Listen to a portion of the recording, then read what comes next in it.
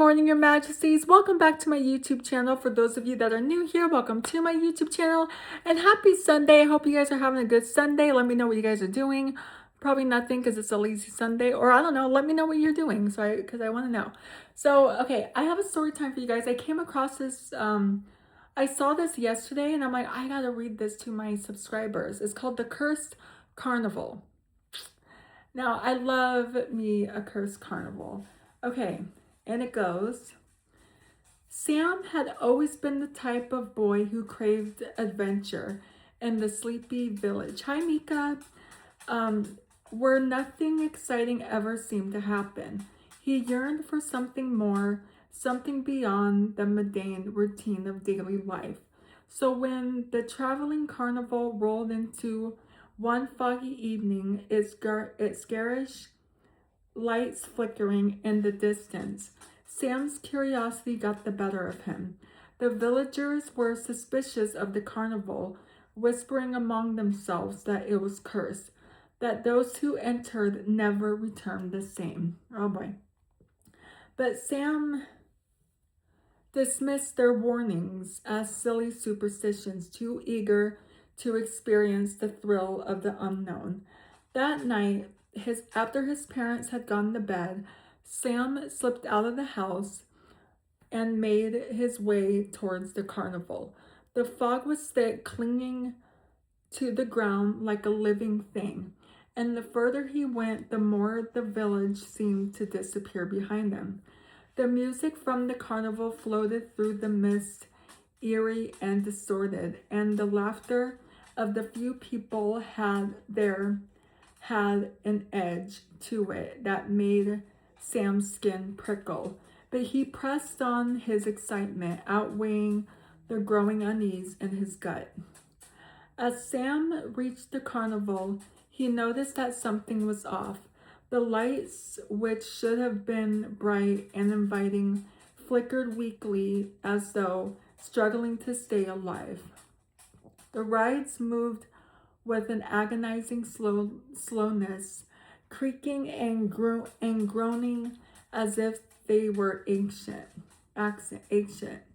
Worn down by time, the workers dressed in faded costumes watched him with hollow eyes, their smiles plastered on their pale faces, but devoid of any warmth or joy. Lord, despite the creeping sense of dread, Sam found himself drawn to a large tent at the center of the carnival, a sign above its entrance reading, "Enter if you dare." Now, we've all seen that sign before, haven't we? Without hesitation, Sam pushed aside the heavy canvas flap and stepped inside.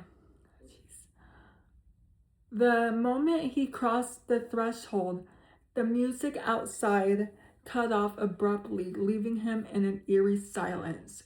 The inside of the tent was dimly lit, with only with only a few flickering candles casting long, wavering shadows across the room. In the center of the tent stood a circle of mirrors, each one reflecting a different version of Sam. As he moved closer, Sam realized that the reflections were not simply showing his current self. They were showing what he could have been, what he might have become if he had made different choices in life. One mirror showed him as a successful businessman, dressed in a sharp suit with a confident smile. Another showed him as a renowned artist, his hands stained with paint and his eyes alight with passion. But there were darker reflections too, versions of himself twisted by anger, consumed by greed, or hollowed out by despair. Sam's heart raced as he turned from one mirror to the next, the images more vivid and real.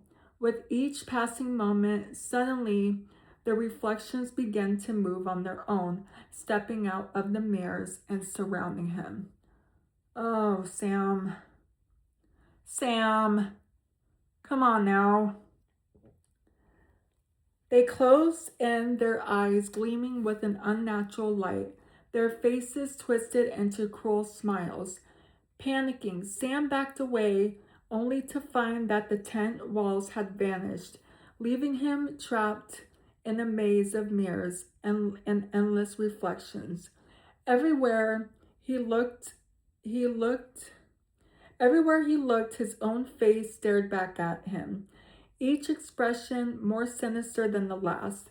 The carnival workers appeared around him, their gaunt faces humiliated by the flickering candles, their smiles now predatory. You must choose one of the workers. You must choose, one of the workers said, his voice low and cold. Choose one of the reflections to replace you in the real world. Okay. Sam's mind raced as he tried to make sense of what was happening. Was this some kind of twisted game? But the worker's eyes bored into him, and he knew he had no choice. His gaze flickered from one reflection to another, searching for the one that seemed the most normal, the least dangerous. Finally, he spotted a version of himself that looked just like him. No obvious distortions or twisted expressions. It was the closest thing to normal he could find. Good grief. Taking, taking a deep breath, Sam stepped forward. Sam stepped towards the reflection, his hand outstretched, but as soon as his fingers brushed against the mirror's surface, the reflection's face twisted into a grotesque grin. The grin widened, stretching unnaturally across his face. As it reached out and grabbed Sam's wrist, pulling him into the mirror with a force that knocked the wind out of him. This reminds me of the story I told you guys yesterday. The world around him spun, and warped colors bleeding together into a nightmarish blur. When the spinning stopped, Sam found himself in a twisted version of the carnival, where everything was wrong. The lights were dark and flickering. The lights were dark and flickering. The rides creaked and groaned like the dying, and the workers' faces were now hideous, distorted masks of their former selves. The air was thick with the stench of decay, and the sounds of laughter had turned to wails of despair. Oh my gosh. Sam pounded on the mirror's surface, trying to break free. But it was like striking solid stone. On the other reflection, now no longer just a reflection, stepped out into the real world, stretching and flexing its limbs, as if it just had woken from a long sleep. It turned to look at Sam, its grin, a now full mocking sneer, before it walked away, leaving Sam trapped in the nightmarish carnival. The next morning, the villagers awoke to find the carnival gone, leaving behind no trace except for the eerie silence that lingered in the air. Sam's parents soon noticed that their son wasn't quite the same. He seemed colder, more distant, with a strange glint in his eye that they couldn't quite place. But by then, it was too late to do anything about it. The real Sam was lost forever in the cursed carnival, trapped in the twisted world, where reality and nightmare were one and the same. And as the cursed carnival moved on to its next destination, it carried with it the echoes of the souls it had claimed, leaving only darkness and despair in its wake. Holy moly, that is so scary. What do you guys think of that story? Let me know down in the comments. That's going to be it for today's video. So if you're new here, hi, I'm Princess Peyton. Hit the red button to become your majesty and hit the bell notification so you're notified every time I upload a video. And I love you guys so much. You guys are the best human beings ever made. And you're the king of my heart in the song lyrics of Taylor Swift. And I will see you guys in my next video, which will be tomorrow because I'm back with story times, baby. So I love you guys and I will see you guys in tomorrow's video. I love you. Bye. Mwah.